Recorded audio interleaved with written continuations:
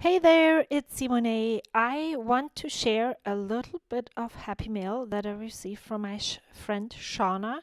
She is Otter and Dino over on Instagram, and she sent me a little happy mail as a return because I sent her some little things. I just wanted to share what she sent over. And I really love those letter sets that are batik, I think. This is a stamp set.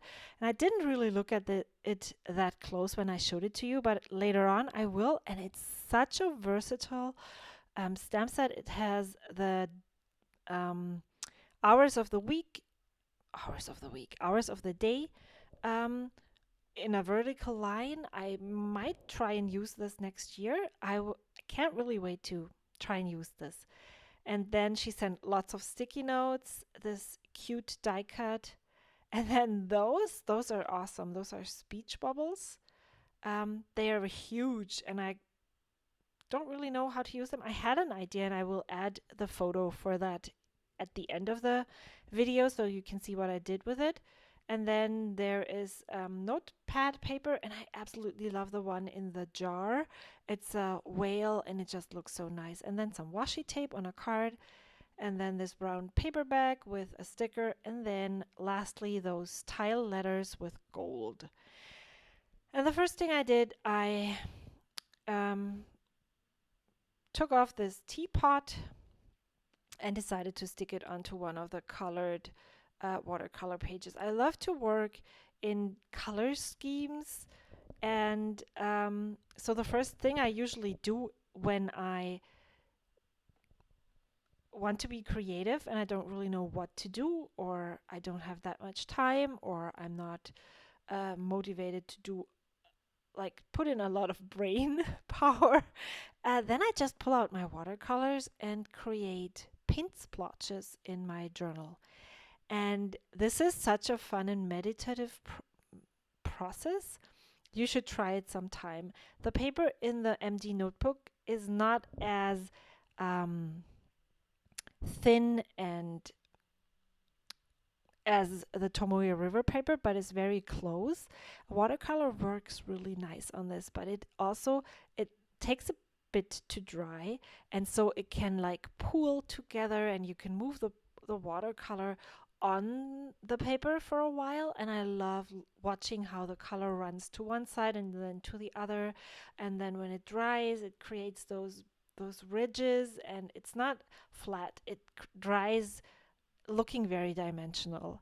However, I haven't prepared too many pages in advance, and so there is pages that are still blank.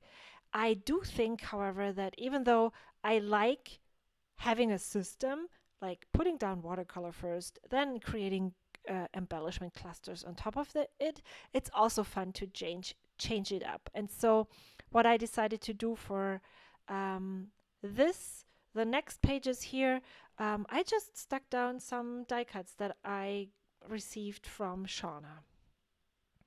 And I decided to keep her little note that she sent me, but I wasn't sure how I wanted to incorporate it. And then I decided to just tip it in at a page where I don't really remember when I received her happy mail, but the colors worked with this page, and it was very close to the day that I got it. So I decided to just tip it in right there with some washi tape and call it done.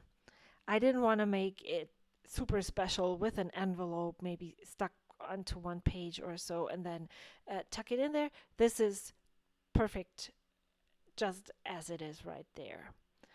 So, what I was saying about the blank pages, I have had this system where I put down watercolor and embellishment clusters on top. And here's where I'm looking at the stamp set, and I really like what's on there. Um, I decided to change it up a bit because I don't want the whole process to be boring and the same and the same and the same over and over again.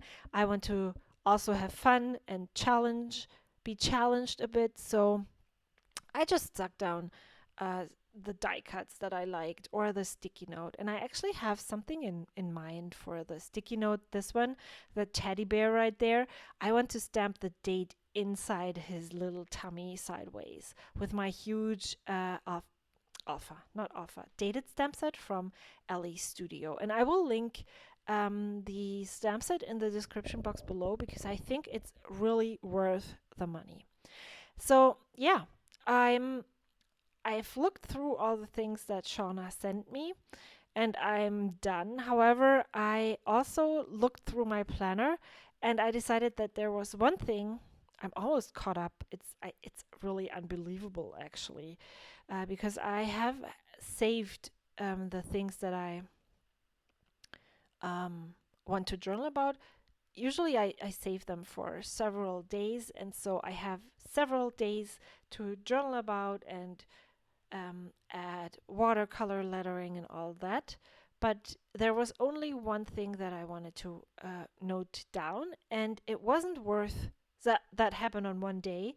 I didn't want to waste, which is not wasting, but I just thought I would use this post-it note and stick it in there and use that for that snippet from that day, and then use the rest of the page for another day.